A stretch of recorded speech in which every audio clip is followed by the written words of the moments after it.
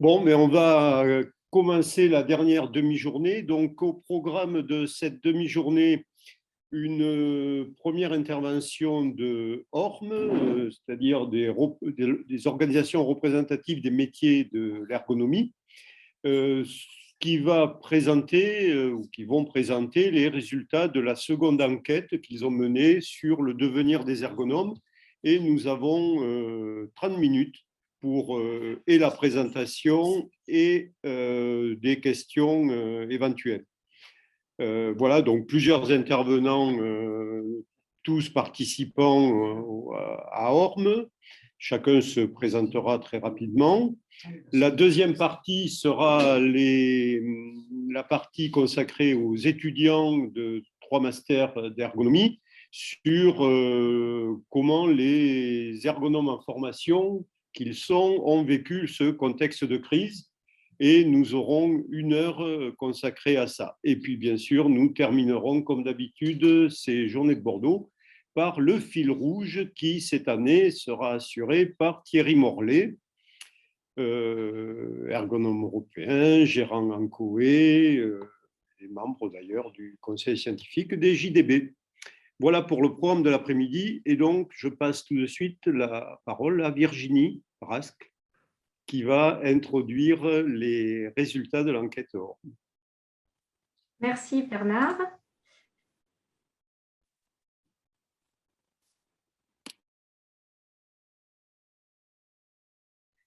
Voilà, donc déjà, on tenait à remercier toute l'équipe des Journées de Bordeaux de nous permettre de présenter ces premiers résultats sur le recensement des ergonomes 2021.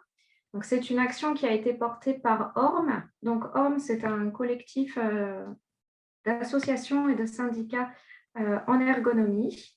Donc, vous avez à la fois donc, la SELF, Arpège, le CE2, Arte, le GEDER, ADCAP pour les ergonomes internes, le RJCE, le SINOV Ergonomie et la FIST pour les IPRP de services de santé au travail.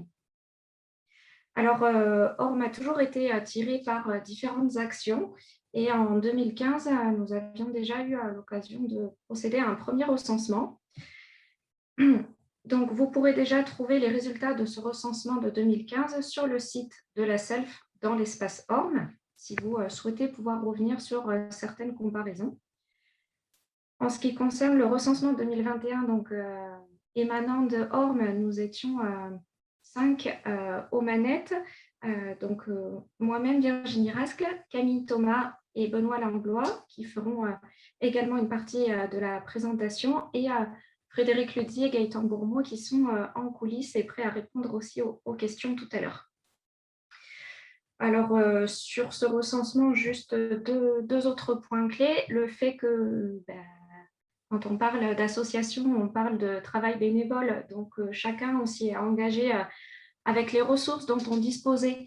Donc, on n'est pas des professionnels des enquêtes, mais en tout cas, on était très motivés. On a fait de notre mieux pour faire ce questionnaire et vous présenter les premiers résultats.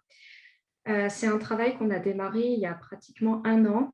Et donc, on est très content de pouvoir vous montrer déjà ça aujourd'hui. On va se garder un temps de questions effectivement à la fin, puisqu'on n'a pas approfondi tous les croisements possibles, et probablement qu'avec les échanges qu'on aura avec vous, ça va nous permettre d'affiner certaines choses et poser et voir si on peut valider certaines hypothèses ou interprétations. Voilà, donc c'est parti sur l'enquête. Donc, on l'a lancée le 5 janvier avec une clôture au 27 février. Et pour cette année 2021, on a eu 1310 répondants, donc ce qui est en légère augmentation par rapport aux résultats de 2015, où là, on avait 1260 répondants. Donc voilà, à peu près 4% de plus d'ergonomes qui ont répondu à l'enquête. Et donc, tous les résultats qu'on vous présente s'appuient sur ce que les répondants ont déclaré. Alors, concernant déjà un peu le profil de ces répondants, dans la répartition hommes-femmes, on est sur une équivalence pratiquement complète par rapport à 2015. Il n'y a pas d'évolution particulière sur cette répartition. Et par rapport à l'âge, on voit ici donc, les tranches d'âge. On est sur des graphiques qui sont assez proches. On a une très légère progression dans les tranches d'âge entre 2015 et 2021, puisque en 2015, 60% des répondants avaient jusqu'à 35 ans, alors que là, en 2021, on est à 53%. Donc voilà, on vieillit un petit peu. 10% en 2015 avaient plus de 50 ans, et là, aujourd'hui, on est à 14%. Alors, toujours sur le profil des répondants, aujourd'hui, quel est le statut finalement des ergonomes qui ont répondu? Donc, on voit qu'on est toujours majoritairement sur un statut de salarié et contractuel de la fonction publique avec CDI et CDD. Pour autant, il y a un petit recul de 6% par rapport au chiffre de 2015. Les autres données sont à peu près les mêmes, hormis là pour les auto-entrepreneurs où on constate qu'on a une petite augmentation de 3%. Alors, toujours pour caractériser nos répondants, on s'est intéressé aussi donc à l'expérience en tant qu'ergonome, et on a une petite… voilà, on voit quand même que la majorité des répondants ont entre 1 et 5 ans, puis 6 à 10 ans d'expérience. Il y a une petite progression quand même par rapport à 2015, puisque en 2015, ceux qui avaient plus de 10 ans d'expérience, ils représentaient 24% des répondants, alors que là, on est passé à 33%. Donc, on voit aussi qu'il y a une progression de ce côté-là. En ce qui concerne l'année d'obtention du master, le petit ovni que vous voyez sur la diapo est fait exprès. Il ne s'est pas trompé d'endroit. C'est simplement qu'on a constaté qu'en fait, on a des gens qui disparaissent des radars. Donc, on s'est posé la question de savoir s'ils avaient été enlevés par les envahisseurs, puisque du coup, quelques exemples, en 2015, on avait 132 diplômés de 2014 qui participaient à l'enquête. Et là, cette année, en 2021, on n'en a plus que 74. Donc, on en a la moitié qui n'ont pas répondu à l'enquête. Et c'est des chiffres qu'on retrouve quelles que soient pratiquement les années de diplômés, où on se rend compte que voilà, sur la promo 2005, il y avait 56 répondants en 2015, il n'y en a plus que 25 là en 2021. Donc, il y a une inconnue. Alors, sur le parcours hors ergonomie, on a 71% des gens qui déclarent avoir un autre diplôme, avec une répartition essentiellement sur les sciences humaines et sociales, 63%, puis les sciences physiques et ingénierie, et enfin sciences de la vie. Et parmi les répondants qui ont un autre diplôme, on en a 51% pour lequel c'est un niveau au moins master. Voilà. Donc, c'est une donnée intéressante, et 36% des ergonomes ont exercé un autre métier avant.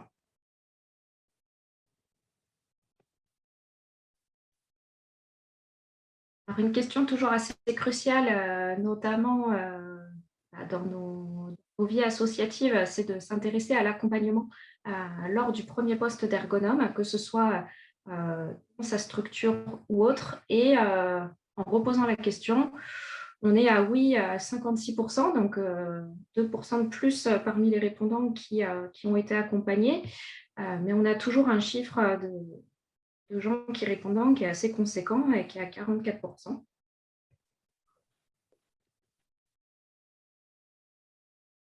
Et enfin, sur les caractéristiques concernant le statut cadre, on est sur un oui à 85%, donc une augmentation par rapport à 2015. Et à l'inverse, moins de fonctions d'encadrement d'équipe, 2% aussi. Voilà pour les tout premiers résultats sur la caractérisation. Et je vais passer la parole à Camille pour la suite des résultats.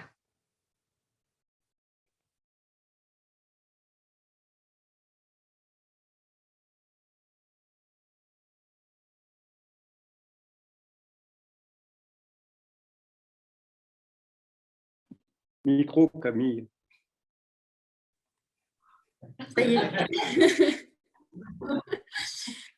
Donc, l'une des questions portait sur les principaux champs d'intervention des ergonomes. Donc, à cette question, plusieurs réponses étaient possibles. Donc, les pourcentages indiqués sur le graphique concernent le pourcentage d'ergonomes qui travaillent sur chacun de ces champs. Donc, par exemple, on a le champ d'intervention qui est le plus récurrent et celui des actions liées à la santé, à la prévention et à l'évaluation des risques professionnels, avec près de 65% d'ergonomes qui interviennent dans ce domaine. Et on a aussi, par exemple, 20% des ergonomes qui travaillent sur la conception et l'utilisation des produits de consommation. Et on retrouve finalement le domaine sur lequel, a priori, les ergonomes sont les moins nombreux à intervenir. C'est celui de la gestion prévisionnelle des emplois et des compétences et de la formation. Donc, de façon plus générale, en fait, ce qui était intéressant avec cette question, c'est que les résultats permettent de rendre compte des champs d'intervention sur lesquels les ergonomes interviennent effectivement plus ou moins.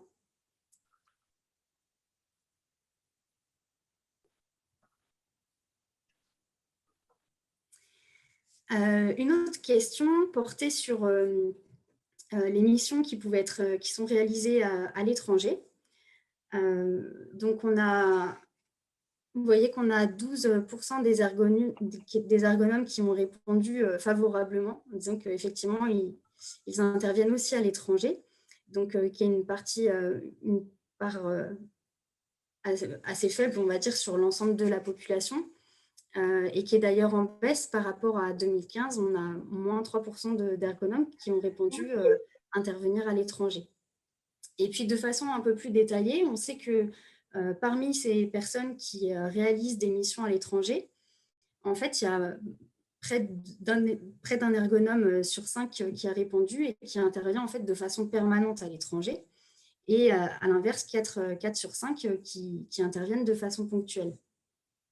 Alors, les pays, ça peut être assez varié. Ça peut être en Europe où on trouve Belgique, Suisse, Allemagne, mais ça peut être aussi un peu plus éloigné avec la Nouvelle-Calédonie, le Brésil ou encore le Pérou.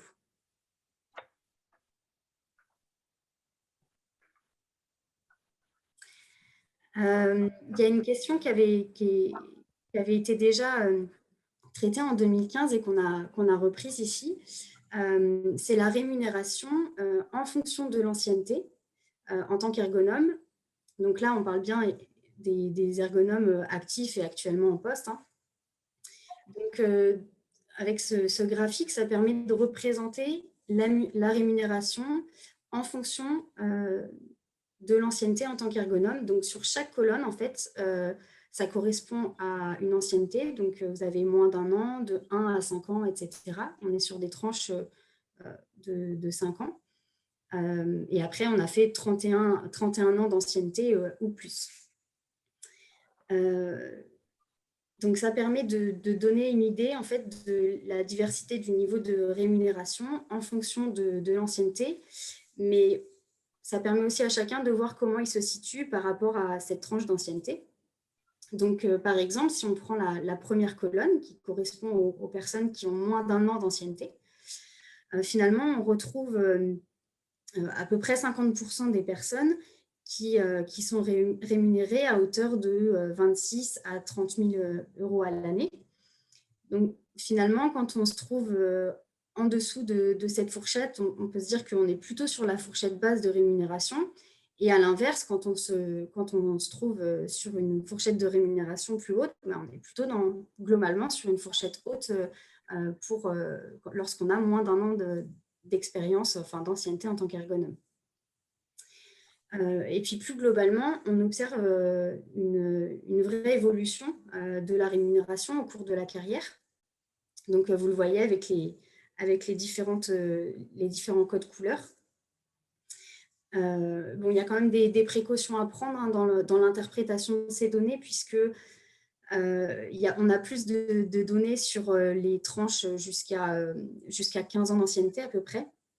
Et ensuite, les calculs sont faits avec un nombre un peu moins important à partir de 15 ans d'ancienneté, mais c'est cohérent avec le profil des répondants.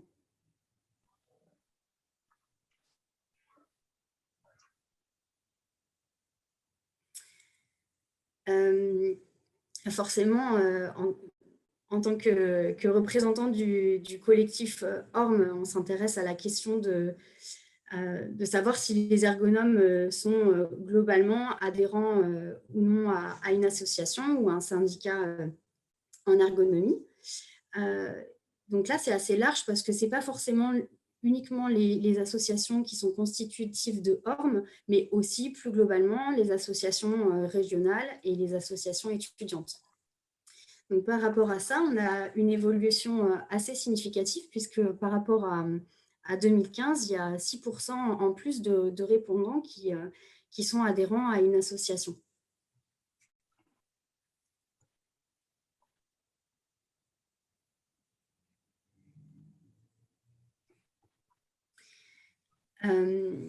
L'un des objectifs qu'on avait, que ORM s'était donné dès 2015, c'était d'essayer de dénombrer finalement combien d'ergonomes on serait en France.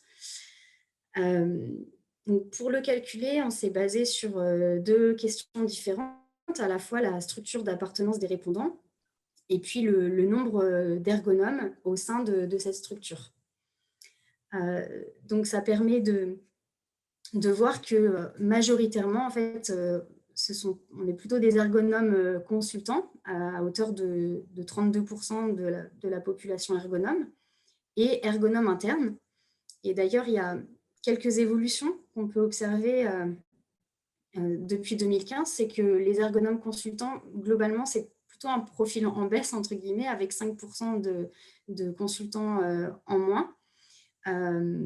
Et à l'inverse, les ergonomes internes, il y a plutôt une évolution à la hausse avec 3%.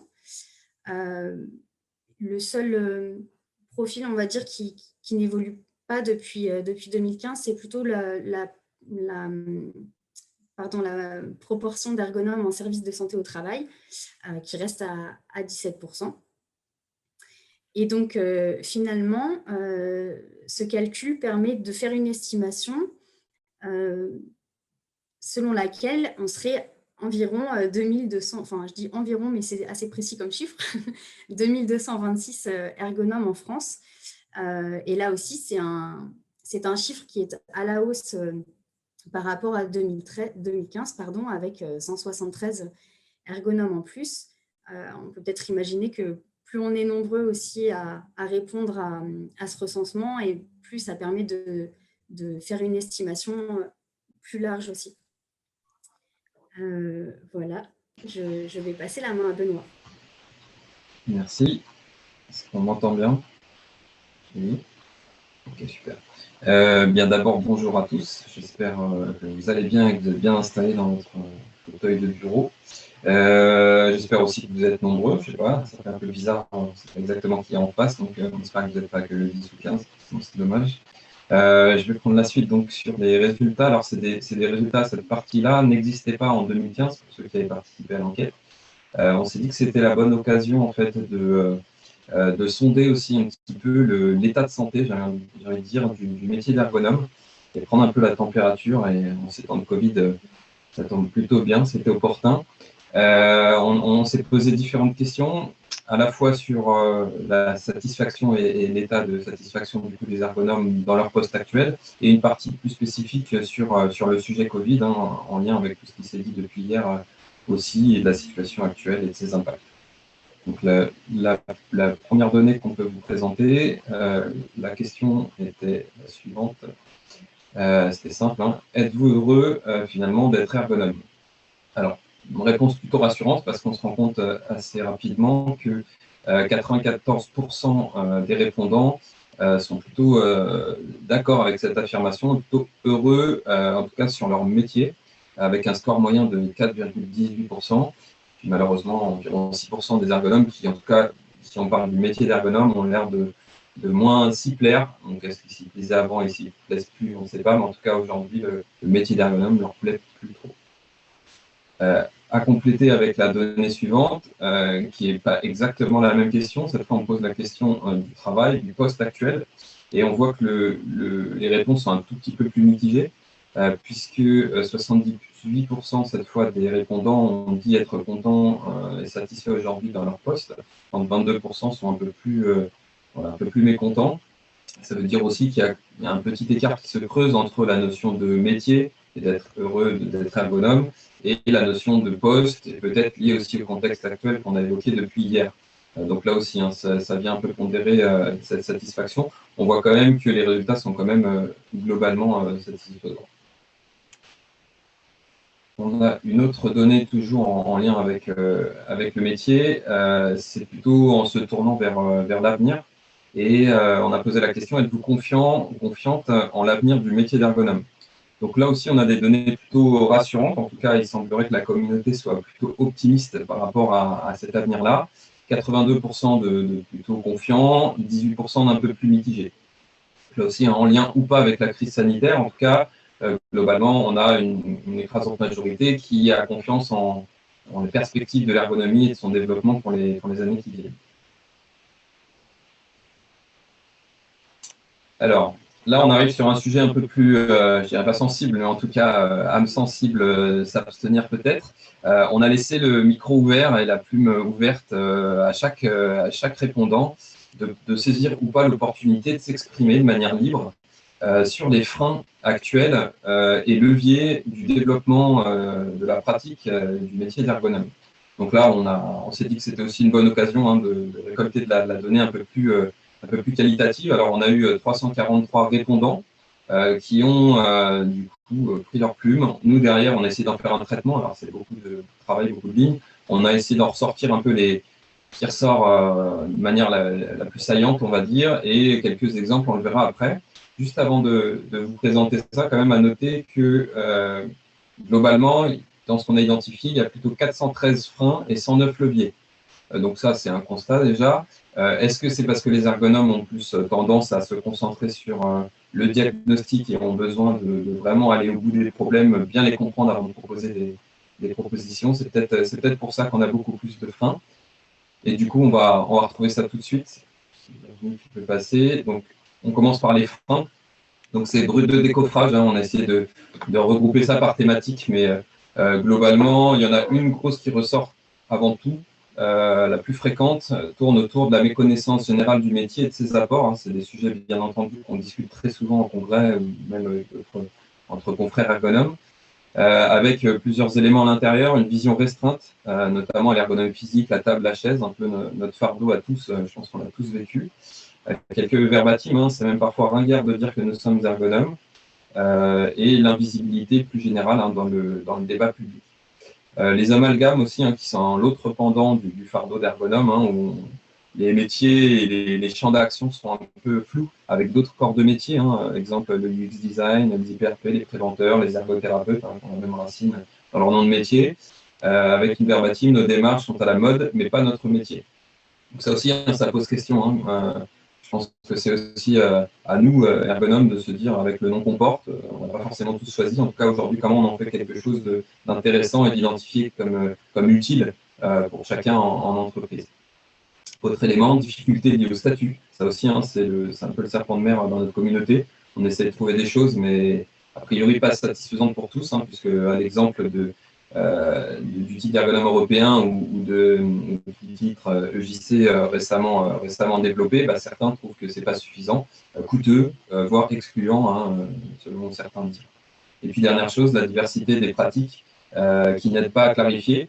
Alors, on verra que tout ce que je suis en train de dire est pondéré hein, par les leviers dont on parlera tout de suite après. Hein, avec la verbatim, les ergonomes veulent être sur tous les terrains, tous les sujets, ce qui nous fait perdre en crédibilité. Voilà. Après, est-ce que c'est une réalité ou pas pour chacun? Chacun s'en fera sa propre idée. Et puis, on a des grandes thématiques complémentaires hein, qui ressortent aussi pas mal. Le manque d'insuffisance de promotion du métier, la formation initiale qui apparemment prépare, en tout cas pour certaines, pas suffisamment au métier. Il y a donc beaucoup de choses à apprendre sur le terrain jusqu'à la fac. Un trop grand nombre d'ergonomes sur le marché qui bloquent l'entrée dans le métier, ça c'est un sujet préoccupant à mon sens. Le ratio entre le nombre de postes disponibles chaque année, le nombre de départs à la retraite d'ergonomes, le nombre d'ouvertures de postes, et le nombre d'étudiants diplômés chaque année en septembre. Voilà, quel est le ratio? Je ne sais pas si on a des données là-dessus. Par enquête, on n'en a pas, mais c'est vrai que ça serait intéressant de creuser. Trop d'entre-soi et de renfermement et a priori accompagnement insuffisant pour les débutants. Hein, ça résonne avec la statistique qu'on donnait tout à l'heure avec quasiment un jeune diplômé sur deux, un débutant sur deux qui a priori ne trouve pas une personne ressource dans son entourage pour débuter ses premiers pas. Enfin, sur les leviers, donc là on va voir qu'il y a beaucoup d'inverses aussi. La diversité des pratiques qui ouvre à des thématiques variées, cette capacité donc à viser une expansion via ces nouvelles thématiques, hein, des sujets porteurs, on en a parlé aussi depuis 2 jours, hein, sur la capacité aussi à réagir aux actualités, aux situations de crise, au développement aussi plus largement, je sais pas, les nouvelles technologies, les nouvelles formes d'organisation. Voilà. L'ergonome a visiblement des capacités à surfer un petit peu là-dessus et à trouver son utilité sur ces thématiques émergentes. Et en termes de complémentarité aussi avec d'autres métiers comme le UX design, qui aussi ouvre des opportunités pour certains ergonomes. Des dispositifs financés, hein, plus institutionnels, hein, comme TMS Pro par exemple, hein, qui permettent aussi à l'ergonomie de se développer et puis se stabiliser, devenir un peu plus pérenne dans certains dispositifs. Un nombre croissant d'ergonomes aussi relevés qui arrivent sur le marché, du coup, qui contribuent à développer l'ergonomie. Donc là, on est dans le paradoxe aussi avec ce qu'on présentait avant, autour d'éventuellement des secteurs un peu touchés. La pluridisciplinarité aussi qui a été pointée comme un levier, une structuration vivace de la communauté, je pense que le terme approprié, en tout cas elle essaye de l'être, avec les différentes associations, hein. Or, on en parlait, mais aussi toutes les assos étudiants, hein, qui essayent de faire des choses. On l'a vu aussi avec Ergonome Solidaire pendant le premier confinement, donc il y a quand même une communauté qui se bouge, et notamment quand le besoin se présente. Et enfin, souligner aussi des formations d'ergonomes de qualité, qui a priori aussi par rapport à ce qu'on disait tout à l'heure, vient contrebalancer un peu ce sentiment aussi de lacune parfois universitaire qui était pointé dans la diapo liée au frein. Et enfin, donc sur le dernier sujet autour de la crise qu'on évoque depuis hier sur ces journées de Bordeaux, quelques questions. Donc, est-ce que la crise sanitaire Covid-19 a eu un impact sur le contenu du travail? On voit qu'il y a quand même 74% des répondants qui ont distingué un impact notable, en tout cas sur le travail, sur le contenu, sur les missions, sur les tâches, etc., qu'ils ont effectuées au quotidien. Et en parallèle, on voit que les statistiques sont exactement les mêmes sur la question si le Covid-19 a impacté la charge de travail. Donc, on est aussi à 74-26. Donc, on voit qu'il y a très probablement l'impact premier est lié à cette charge de travail. Et justement, la diapo d'après vient détailler un peu plus cet impact, avec globalement une répartition à peu près équilibrée entre une diminution de cette charge, une augmentation à peu près équivalente, une stabilité et une irrégularité. Donc, en gros, ça dépend, sous le plan conclu, hein, c'est que ça a énormément varié en fonction des profils, peut-être des segments professionnels aussi, hein, forcément, un interne ou un consultant ou un SST ou si un ergonome dans la recherche n'a pas forcément le même impact de ce qui peut se passer lié au Covid, de l'arrivée du télétravail, du chômage partiel dans son entreprise, etc. À noter aussi, on l'a fait ressortir parce que c'est ce qui était pointé dans certains commentaires, c'est vraiment cette bascule, alors qui est plus liée forcément à la charge de travail stricto sensu, mais à la bascule sur la charge mentale, puisque de fait, beaucoup d'éléments qui ont été appuyés par le numérique, que ce soit des réunions, des restitutions, voilà, l'émergence des mails, etc., la reconnaissance des mails et de tout ce qui est numérique et dématérialisé, fait que les tâches sont davantage morcelées a priori pour les ergonomes. Et cette irrégularité qui a été pointée vient aussi de cette transition vers le numérique qui a été accélérée dans cette période de crise. Enfin, donc pour terminer, les situations liées à l'emploi pendant cette crise sanitaire. Alors, ce n'est pas une surprise, mais évidemment, l'emploi aussi a été un peu chamboulé au niveau du métier d'ergonome. Alors, une bonne partie tout de même des ergonomes y ont répondu, ont continué à travailler avec des horaires habituels, mais on voit aussi qu'évidemment le chômage partiel a été une solution adoptée par certains, ou imposée bien sûr. Un chiffre d'affaires en baisse, on pense notamment au cabinet de consulting, et puis après d'autres impacts un peu plus diffus. À noter donc que le métier d'ergonome, comme les autres, a été impacté de fait avec des périodes de chômage pour certains, des pertes de stage. On pense aussi aux étudiants qui, l'année dernière, et un peu cette année également, ont bien sûr été en difficulté pour trouver des stages, voire des stages qui se sont annulés, qu'on tirait, etc. Et certains même n'ont pas réussi à diplômer en fin d'année. Et pour finir, encore juste en conclusion, on voit que la capacité aussi à rebondir en cette période de crise, à adapter à la fois ses horaires, mais pas que, le contenu de son travail et la preuve de son utilité a fait que l'ergonome a réussi à rebondir aussi et à improviser en ces situations plus compliquées qu'à l'habituel. Voilà, merci à vous.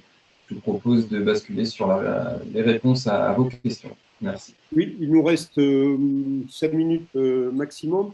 Alors, il y a d'abord énormément de remerciements pour votre travail. Voilà, donc sous des formes variées, des formulations variées. Et puis beaucoup de questions. Donc, on va, compte tenu du temps, regrouper autour de 2-3.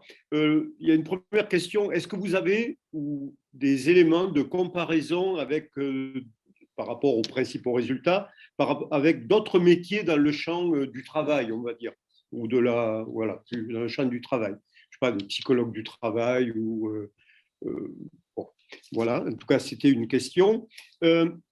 Est-ce que vous avez aussi des éléments, alors ce n'était pas directement dans le questionnaire, donc, ou est-ce que vous passez à introduire ces questions pour une future enquête autour de la mobilité des ergonomes, à la fois la propension des ergonomes à passer d'un service santé au travail à consultant, à ergonome interne, donc changer de fonction dans le métier, mais aussi mobilité externe, c'est-à-dire voilà, la capacité, quand on est formé à l'ergonomie, d'occuper d'autres fonctions. Et serait peut-être intéressant d'avoir, alors le problème c'est peut-être de les retrouver, d'avoir une indication sur les ergonomes diplômés qui font autre chose que des métiers identifiés comme comme faisant partie du champ de l'ergonomie. Voilà, par exemple, se retrouver dans un métier de responsable conduite de projet ou un métier RH ou un métier tout à fait autre. Voilà, qui aussi témoigne de la capacité, de l'employabilité, pas un beau terme, mais de l'employabilité des ergonomes qui sortent d'un master.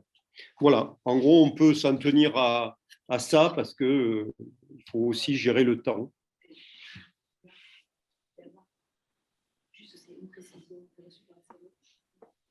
Alors, Gaëtan, Alors, pardon, il y a une question technique. Dans l'enquête 2015, il y avait les ergos indépendants et pas là en 2020. Non, les consultants indépendants. Les consultants indépendants et salariés. Oui, consultants indépendants ou salariés d'un cabinet. Il y avait la distinction qui n'a plus été faite, c'est ça? Oui, je comprends. C'est une question. C'est juste, voilà, c'est une question de compréhension. Ouais, je pense. Ah, auto-entrepreneur. Oui, alors ça dépend de quel graphique peut-être, de quel graphique on parle. Ok, on vous laisse répondre. Si mes collègues... Gaëtan, je ne sais pas si tu as des éléments sur la première question, sur la comparaison avec d'autres métiers dans le domaine du travail. Personnellement, moi, je n'en ai pas, donc je ne sais pas si tu peux aider à répondre. Après, non. on a peut-être plus d'éléments sur la deuxième réponse, sur la deuxième question, pardon. Oui, alors peut-être, je ne sais pas si vous m'entendez, j'ai eu quelques soucis. Ok. Voilà, donc très bien. Donc des comparaisons avec d'autres métiers, je trouve que, on avait pensé aussi cette présentation aujourd'hui comme la possibilité d'entendre les intérêts que vous pourriez manifester, et je pense que c'en est un. Pour répondre sans plus clair à la question, non, on n'est pas capable aujourd'hui, là à l'instant, de vous avancer cette comparaison. À dire vrai, on n'a pas encore eu le temps même d'y penser ou de l'envisager. Mais je pense que c'est chose faite. Donc on va essayer de voir. J'ai entendu Bernard avec, par exemple, le métier de psychologue. Je pense que c'est une bonne question. Merci de l'avoir posé. Et concernant la deuxième question, plus sur la mobilité des ergonomes entre les catégories d'emploi d'ergonomes ou vers d'autres métiers, là aussi, c'est plutôt une bonne question pour laquelle on a, à travers la présentation qu'ont faite Virginie, Benoît et Camille, soulevé certains sujets, notamment un peu la disparition qui nous semblait un peu bizarre de cohortes d'ergonomes qui se déclaraient dans l'enquête de 2015 et qui n'apparaissent plus dans cette enquête-là. Donc, on peut avoir plein d'hypothèses sur leur évolution professionnelle vers éventuellement d'autres métiers et qui ne répondent plus aujourd'hui à une enquête sur les ergonomes. Mais on n'a pas d'éléments factuels sur le sujet, sauf à dire aussi que dans le slide qui présentait l'évolution, enfin le parcours des ergonomes, il y a quand même 36% des ergonomes qui ont exercé un autre métier avant. Donc, on peut supposer aussi qu'ils peuvent exercer un autre métier après, sur la base de leurs compétences. Moi, ce qui m'a étonné quand même fortement, c'est que 71% des ergonomes répondants ont dit qu'ils avaient un autre diplôme, et avec plus de la moitié au niveau de master et au-delà, quoi. Donc, ça veut dire qu'il y a d'autres compétences chez les ergonomes qui peuvent être mobilisées et les compétences acquises lors des expériences professionnelles. Et bon, moi, je connais quelques cas dans les entreprises d'évolution avec des allers-retours vers le métier d'ergonome et vers d'autres métiers à d'autres moments. Mais effectivement, ça pourrait être intéressant de creuser dans ce sens-là à l'occasion de la prochaine enquête de 2025 ou 2030.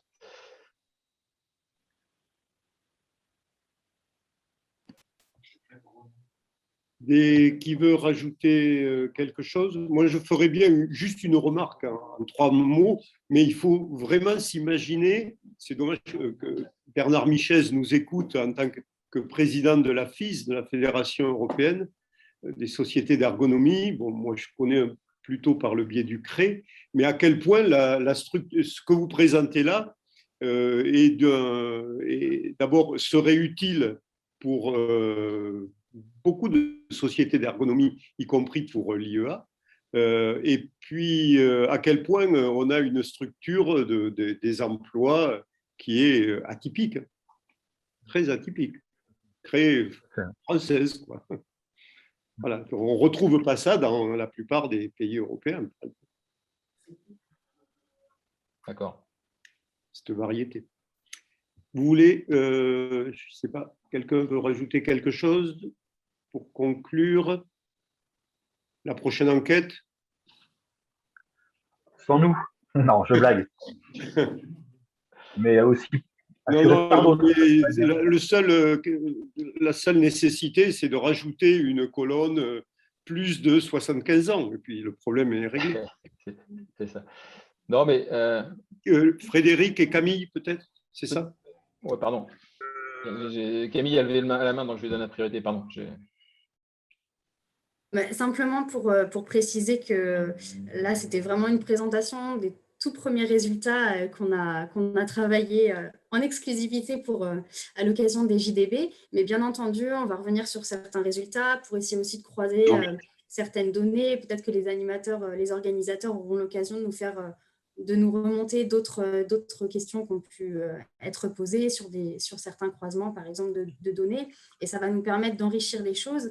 Et surtout, cette présentation, elle est destinée à toute la communauté et ça peut être intéressant aussi pour présenter certains éléments à des personnes qui sont encore en formation, qui sont en début de poste. Ça permet de se donner une idée de l'état des lieux actuels, d'une cartographie de ce qu'est la population des ergonomes. Et c'est vraiment ça le but premier de cette initiative de Orme. Voilà, merci.